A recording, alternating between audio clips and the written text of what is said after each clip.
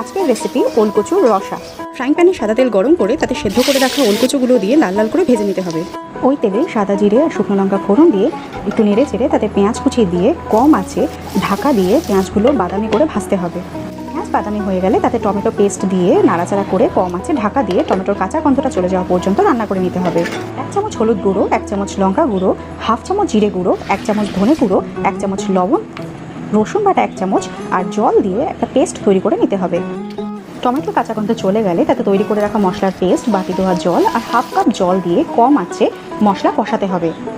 মশলা কষে তেল ছেড়ে এলে তাতে দিয়ে দিতে হবে 1.5 কাপ পরিমাণ জল। হাই ফ্লেমে জলটা ফুটে উঠলে তার মধ্যে ভেজে রাখা কচুগুলো দিয়ে ঢাকা দিয়ে মিডিয়াম করে ফ্লেমটাকে জল শুকনো পর্যন্ত রান্না করতে হবে। একটি পাত্রে নামিয়ে নিয়ে উপর থেকে ঘি ছড়িয়ে দিলে রান্না তৈরি। গরম ভাত, জিরে রাইস অথবা রুটির সাথে খুবই অনবদ্য টেস্টের, খুব সহজে তৈরি ওলকচু